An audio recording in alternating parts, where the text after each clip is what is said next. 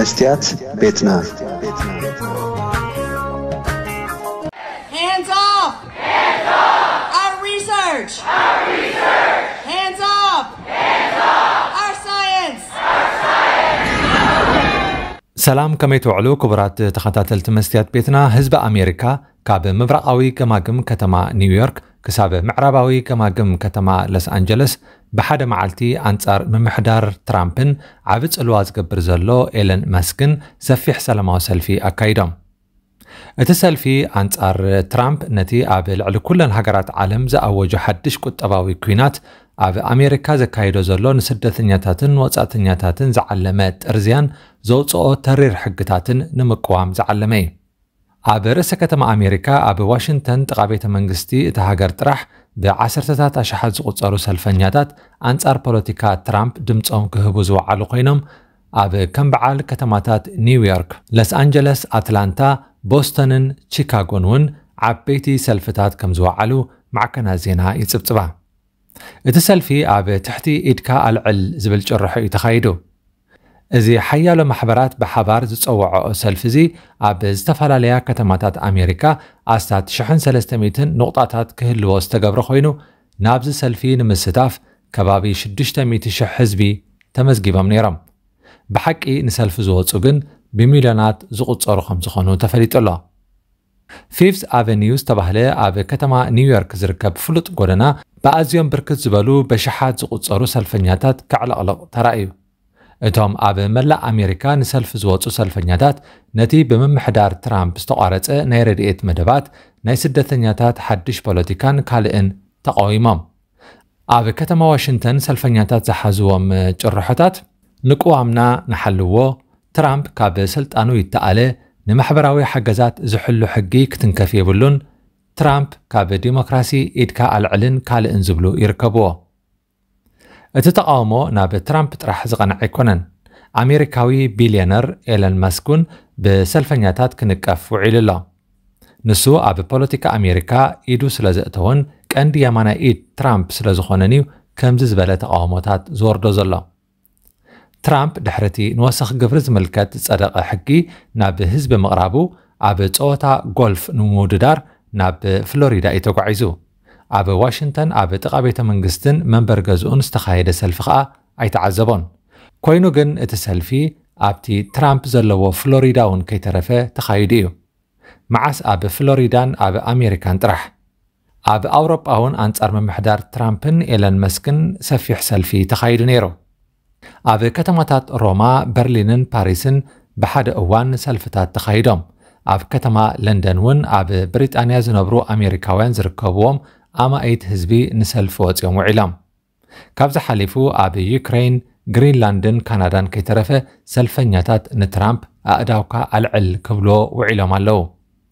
ምምሕዳር ትራምፕ ንኣሜሪካውያን ጥራሕ ዘይኮነ ንሓያሎ ፈተውትን ጸላእትን ኣሜሪካ ከይተረፈ ኣቆጢዑ ዘሎ ምምሕዳር እዩ። እቲ ትራምፕ ዝወጠኖ ናይ ግብሪ ወሰኽ ኣብ ልዕሊ ናብ ኣሜሪካ ዝኣትዉ ንብረት ተመሊሱ ንቁጠባ ኣሜሪካ ከይሃስዮ ዝተሸቐሉ ኣሜሪካውያን በቲ ናይ ትራምፕ ፖሊሲ ሕጉሳት ኣይኮኑን።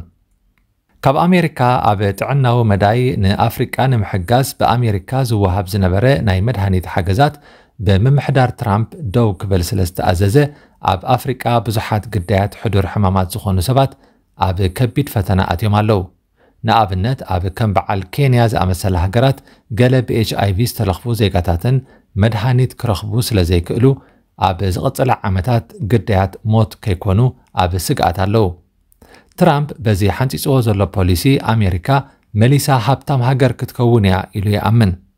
ነተን ከም ኣውሮጳ ሕብረት ዝኣመሰላ ምስ ኣሜሪካ ኣዝዩ ጥቡቕ ዝኾነ ዝምድና ዝጸንሐን ሃገራት ከዓ ወሰኽ ግብሪ ብምእዋጅ ኣኾሪወን ኣሎ። ትራምፕን ምክትሉን ኣብ ልዕሊ መራሒ ዩክሬን ዘለንስክን ኣብ መራሕቲ ኣውሮጳን ዘረኣይዎ ንዕቀት ፍልይ ዝበለ እዩ። ኣብ ኣሜሪካ ዝርከቡ ስደተኛታትን ወጻእተኛታትን ካብ ዝኾነ እዋን ንላዕሊ ኣብ ሸቐሎት ኣትዮም ኣለዉ። ምምሕዳር ትራምፕ ኣብዚ እዋን ንሓያሎ ወጻእተኛታት ወይ ስደተኛታት ናብ ሃገራቶም ኣብ ምጥራዝ ተጸሚዱ ኣሎ። ገለ ሃገራት ዝተጠረዙ ዜጋታትን ክቕበላን ከለዋ ገለ ግን ይሕንግዳ ስለ ዘለዋ ኣሜሪካ ነተን ዜጋታትን ኣይንቕበልን ዝብላ ዘለዋ ሃገራት ኣብ ምፍርራሕን ኣብ ምቕፃዕን ትርከብ። ሚኒስተር ጉዳያት ወፃኢ ኣሜሪካ ማርኮ ሩቢዮ ንኣብነት ደቡብ ሱዳን ካብ ኣሜሪካ ዝተጠረዙ ዜጋታታ ክትቀበል ፈቃደኛ ስለ ዘይኮነት ንኹሎም ወነንቲ ፓስፖርት ደቡብ ሱዳን ዝወሃብ ቪዛ ብቕልጡፍ ትስርዞ ከም ዘላ ኣፍሊጡሎም።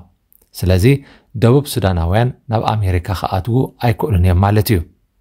ሩቢዮ ትማሊ ሰንበት ኣብ ዝሃቦ መግለፂ ወሲኹ ኣሜሪካ ካብ ተሓዳስ ሃገር ዝኾነት ደቡብ ሱዳን ዝመፁ ዜጋታት እውን ኣብ መእተዊ ዶባት ኣሜሪካ ክትዓግት ምዃና ሓቢሩ። ንሱ መሰጋገሪ መንግስቲ ደቡብ ሱዳን ናብ ሃገሮም ዝተጠረዙ ዜጋታቱ ኣብ ግዜኡ ክቕበል ዘይምኽኣሉ ወቒሱ። ሩቢዮ ወሲኹ ኣሜሪካ ዜጋታት ደቂ ካልእ ሃገር ከተውፅእ ኣብ እትደልየሉ እዋን ነፍሲ ወከፍ ሃገር ዜጋኣ ብግዜ ክትቅበል ኣለዋ ክብል ወሲኹ ገሊጹ። እዚ ውሳነ ደቡብ ሱዳን ዳግማይ ናብ ኩናት ሓድሕድ ክትሽመም ትኽእል እያ ዝብል ስጋት እናዓበየ ኣብ ዝኸደሉ ዘሎ እዋን ተዋሂቡ። ብ8 መጋቢት 2025 ኣሜሪካ ካብ 2018 ተጻባእቲ ሓይልታት ደቡብ ሱዳን ዝፈረምዎ ስምምዕ ሰላም ኣብ ሓደጋ ብምእታው ብጀካ ኣገደስቲ ስታፍ ንኹሎም ኣብ ደቡብ ሱዳን ዝርከቡ ሰራሕተኛታታ ክወፁ ኣዚዛ ነይራ። ኣብ ኣሜሪካ ዝርከቡ ደቡብ ሱዳናውያን ቅድሚ ሕጂ ግዝያዊ መጽንሒ ተዋሂብዎም ዝነበረ ኮይኑ እዚ ድማ ኣብ ኣሜሪካ ንዝተወሰነ ግዜ ክጸንሑ ዘኽእሎም እዩ። እቲ ንደቡብ ሱዳናውያን ዝተዋህበ ግዝያዊ መጽንሒ ክሳብ 3 ግንቦት ከብቅዕ እዩ። ትራምፕ ንበዓል ኮሎምቢያ ዝኣመሰለ ሃገራት ፈለማ ዝተጠረዙ ዜጋታትን ምቕባል ምስ ኣበያ ብኸቢድ መቕጻዕቲ ኣውሪዱ ከይፈተዋ ንሓሳቡ ከም ዝቕበላ ቀይድዎን እዩ። ገለ ኣሜሪካውያን ምምሕዳር ትራምፕ ቀስ ብቐስ ንዲሞክራሲያዊ ምሕደራ ኣሜሪካ ሓደጋ ከይከውን ይሰግኡ።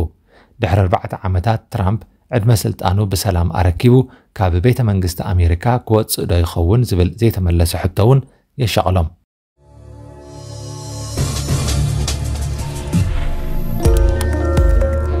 ንዕለት 12 ሚያዝያ 2025 ኣብ ኖርዌይ ከተማ ኦስሎ ሓዳስ መጽሓፍ ንምምራቕ ሓደ ጽምብል ተዳልዩሎ።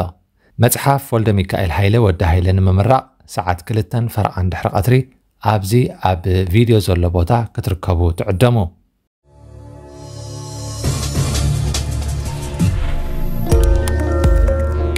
ብርጌድ ንሓመዱ ጨንፈር ቤልጅየም ከተማ ኣንትቨርፐን ንዕለት 10 ግንቦት 2025 ሰሚናርን ምዝንጋዕን ኣዳልዮም ንኹሉ ክፉት ዝኾነ መዓልቲ ቆሪጾም ኣለዉ።